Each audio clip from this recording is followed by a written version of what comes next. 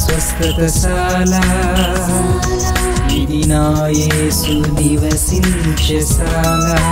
దేవునికి స్తోత్రం కలుగుగాక, దేవునికి మహిమ కలుగుగాక. సర్వశక్తిమంతుడు అయినటువంటి దేవాది దేవుడు మనలందరినీ ప్రేమించి ఆయన ఇచ్చినటువంటి శుభదినాన్ని బట్టి దేవుని స్తుతిస్తున్నా. ఉదయకాల సమయంలో సర్వాధికారి మనకి ఇచ్చినటువంటి లేఖన భాగం బట్టి దేవుని స్తుతిస్తూ ఈ లేఖన భాగాన్ని చదువుకుందాం. అది 3వ అధ్యాయం 16వ వచనాన్ని చదువుకుందాం.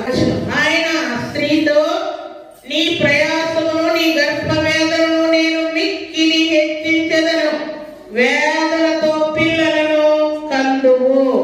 దేవుని శ్రేష్టమైన మాటలు దీవించి ఆశీర్వదించుగాక.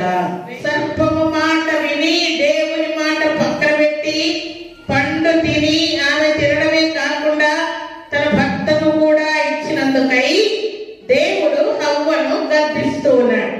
గద్దిస్తూ ఏం చేస్తానంటున్నాడు? నీ గర్భవేదనను ప్రయాసను మిక్కిలి హెచ్చిస్తాను, వేదనతో నువ్వు పిల్లల్ని కంటావు అని దేవుడు హవ్వను గద్దించి, దేవుని మాట విననందుకు దేవుని కోపం వచ్చి హవ్వకు ఈ కఠినమైనటువంటి ఆజ్ఞ ఇస్తాడు. ప్రస్తుత కాలంలో ప్రసవ వేదన అంటే మహామరణకరమైనటువంటి వేదన. చాలా మందికి ఆ వేదనను దేవుడు తగ్గిస్తూ ఉంటాడు. ఎందుకు తగ్గిస్తారు చెప్పండి? కొంతమంది చాలా వేదన పడతారు, ఆ వేదనలో కొంతమంది చనిపోతారు కూడా. కొంతమందికి ఆ వేదన తగ్గిస్తాడు. ఎందుకు దేవుడు వేదన తగ్గిస్తాడు? ఎందుకు కొంతమందికి వేదన హెచ్చిస్తాడు? దేవుని మాట వినని ప్రతి వారికి కూడా నాకు వేరుగా ఉండి మీరేమి చేసుకోలేరు అని దేవుడు అంటున్నాడు. మీలో పనికిరాని ప్రతి తీగని తీసి పారవేస్తాను. ఇలా ఎన్నో ఎన్నో ఆజ్ఞలు దేవుడు ఇస్తూ ఉన్నాడు ప్రియులారా. అయితే పరిశుద్ధ గ్రంథంలో చక్కని మాట వ్రాయబడి ఉన్న చూడండి.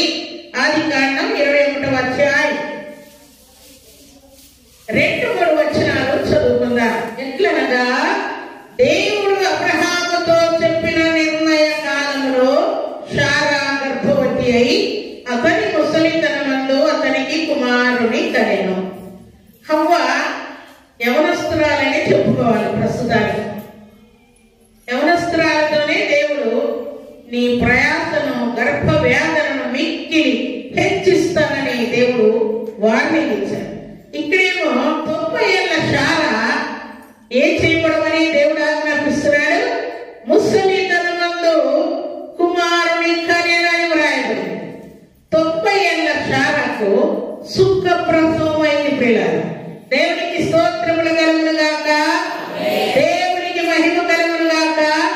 శారమ్మ చాలా వృద్ధురాలు అయిపోతే ఇంకా హెబ్రీ పత్రిక మనం చదువుకుంటే అక్కడ ఏమని రాయబడిందంటే మృత తుల్యమైన శరీరం అని రాయబడింది. శారా శరీరం ఎట్లుందంట? చనిపోవడానికి సిద్ధముగా ఉన్నటువంటి శరీరం అంట. మృత తుల్యమైనటువంటి ఆమె శరీరములో నుండి దేవుడు చక్కటి కుమారుని ఇచ్చినట్లు, ఇస్సాకునిచ్చినట్లు వ్రాయబడి ఉన్నది ప్రియుల. అయితే ప్రభు సన్నిధిలో చేరిన ప్రభు బిడ్డలమైన మనము దేవునికి వ్యతిరేకంగా హవ్వ దేవుని మాట ధిక్కరించినందుకు ప్రయాసన హెచ్చించాడు. కానీ శారమ్మ దేవుని మాటకు తలవంచినందుకు, విధేయత చూపినందుకు, విశ్వాసంతో కనిపెట్టినందుకు దేవుడు వృద్ధాప్యంలో ఎలాంటి కష్టం లేకుండా చక్కటి కుమారుని ఇచ్చి ప్రసవ వేదనను అక్కడ ఏం చేశాడు? తగ్గించాడు పిల్లలు. ప్రసవ వేదనను శారమ్మ విషయంలో తగ్గించాడు, హవ్వ విషయంలో మిక్కిలి హెచ్చించాడు. ఆజ్ఞకు తలవచ్చితే ప్రసవ వేదనే కాదు పిల్లలు, ఎలాంటి కష్టమైన ఆ వేదనను తగ్గించడానికి దేవుడు మనందరికీ సమీపముగా ఉన్నాడు, చాడదేవుడుగా ఉన్నాడు, శక్తివంతుడిగా ఉన్నాడు. నేనున్నానని అభయమిస్తూ ఉన్నాడు పిల్లలు. అయితే ఈ శుభదినాన దేవుని యొక్క పుట్టుకలో దేవుడు మనకి ఇచ్చినటువంటి ఆజ్ఞ ఏంటి అని అంటే, ఇప్పుడు మనం చదువుకున్న భాగం ప్రకారం అక్కడేమో ఆదామును గర్దిస్తున్నాడు, ఇక్కడేమో హవ్వను గర్దిస్తూ ఉన్నాడు. శారమ్మనేమో దీవిస్తున్నాడు, హవ్వకేమో మిక్కిలి హెచ్చిస్తానని ప్రయాసనని అంటూ. ఆదికాండం 3వ అధ్యాయం 15 మరియు నీకును స్త్రీకిని నీ సంతానమునకును ఆమె సంతానమునకు సంతానములకును వైరము కలుగజేసేదను. మరియు నీకును స్త్రీకిని నీ సంతానములకును ఆమె సంతానములకును వైరము కలుగు. వార్తలో కొన్ని భాగాలు చదువుకుంటే అక్కడ అబ్రహాము ఇస్సాకును కనెను, ఇస్సాకు యాకోబును కనెను అని అన్ని కనెను కనెను కనెను అని వ్రాయబడింది. ఈ కనెను అనేవి అన్ని పురుషుని యొక్క సంతానం. కానీ ఒక కుమార్తె కానీ పుడితే అది పురుషుల లెక్కలోనికే వస్తుంది కానీ స్త్రీల లెక్కలోనికి రాదు. పురుషుల యొక్క ఇంటి పేర్లే వర్తిస్తూ ఉంటాయి. అయితే దేవుడు ఇక్కడ సర్పంతో ఏమంటున్నా అంటే ఆమె సంతానములకును నీ సంతానములకు వైరము కలుగజేస్తాను అంటున్నాడు. సర్వశక్తిమంతుడైనటువంటి దేవాతి దేవుడు మానవులమైన మనకు లేక సర్పానికి వైరం కలుగజేస్తానని చెప్పట్లేదు. స్త్రీ సంతానం అంటున్నాడు. మనమందరము పురుష సంతానమై ఉన్నాం. మన తల్లిదండ్రులకు పుట్టిన వారమై మనం ఉంటూ ఉన్నాం. పురుష సంతానం మనం. అయితే మన ప్రియరక్షకుడైనటువంటి యేసయ్య మాత్రం పురుష సంతానం కాదు ప్రియులారా. ఆయన ఏమైనాడు? స్త్రీ సంతానమై ఉన్నాడు. అనగా మన వలె తల్లిదండ్రులకు పుట్టినవాడు యేసయ్య కాదు ప్రియులారా. ఆయన స్త్రీ సంతానమై ఉన్నాడు. దేవుడు సర్పంతో ఏమంటున్నాడు? ఆమె సంతానములకు నీకును వైరము కలుగజేతును. ఆమె సంతానం ఎవరు? సర్వశక్తిమంతుడైనటువంటి దేవాది దేవుడు స్త్రీ సంతానం. మనమందరము పురుష సంతానం అయితే యేసయ్య ఒక్కడు మాత్రమే భూలోకంలో ప్రపంచం అంతటిలో ఆయన ఒక్కడు మాత్రమే స్త్రీ సంతానమై ఉన్నాడు. ఆ స్త్రీ సంతానమైనటువంటి యేసయ్య బిడ్డలకు అపవాదికి వైరము కలుగుతా ఉన్నదంట.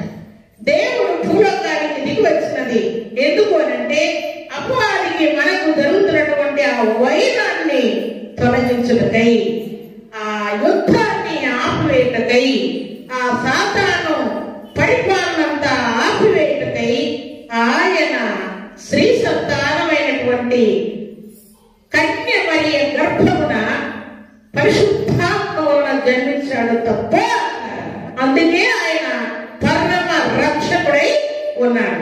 స్త్రీ సంతానమైనటువంటి ఈయన ప్రలోక పట్టణంలో ఉన్నవాడు, వర్తమాన భూత భవిష్యత్ కాలంలో ఉన్నవాడు, అల్ఫా ఓమేగా ఉన్నాడు.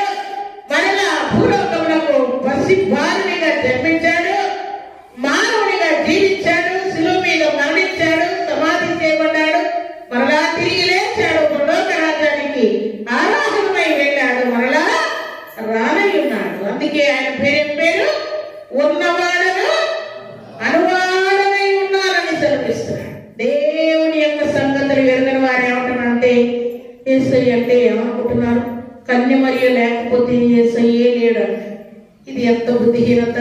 కన్య మరియ లేకుంటే ఎవరు లేరంట? యేసయ్యే లేడంట. కన్య మరియ ఎప్పుడు వచ్చింది? ఇప్పుడు వచ్చింది.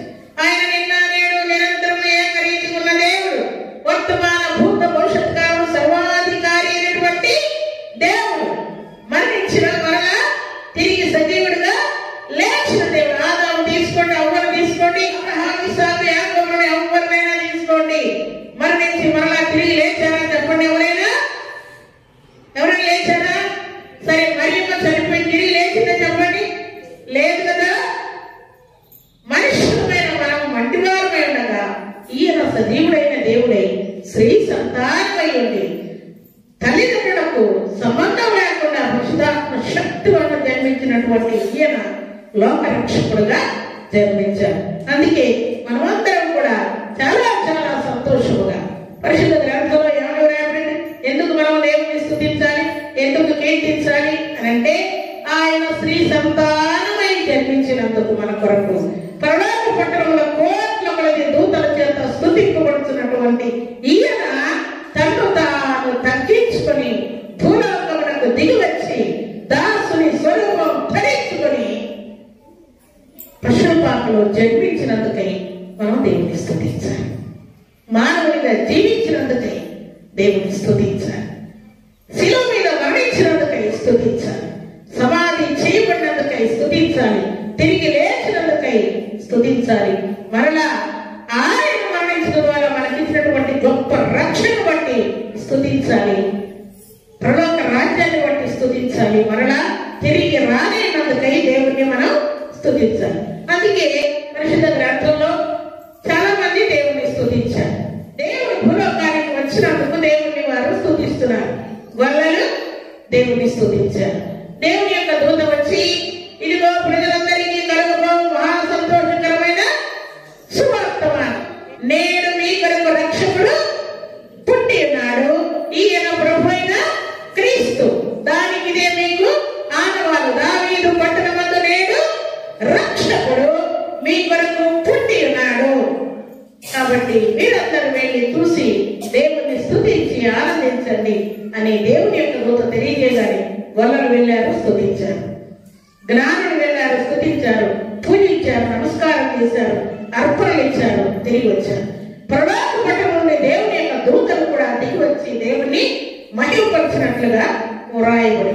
కాబట్టి మనం కూడా ఏం చేయాలి? దేవుణ్ణి స్తుతించి మహిమపరచవలసిన, దేవుని స్తుతిస్తూ ఉంటాం. లోకంలో చేయవలసినవన్నీ మేము చేస్తూ, దేవునికి మనకు పొత్తు కుదరాలంటే దేవునితో మనం సరైనటువంటి సంబంధం కలిగి ఉండాలి. ఏదైనా నీకు కృప దొరికింది అంటే అది గొప్ప భాగ్యమైన ఆయన మంటతో మనం నింపి, ఆయన పరిశుద్ధాత్మతో నింపి, శక్తితో నింపి, బలంతో నింపి, ఆరాధనతో నింపి, ఆశతో నింపి, దేవుని కొరకు బలమైన సాక్షులు మనందరినీ నిలవబెట్టి ఆశీర్వదించుగాక.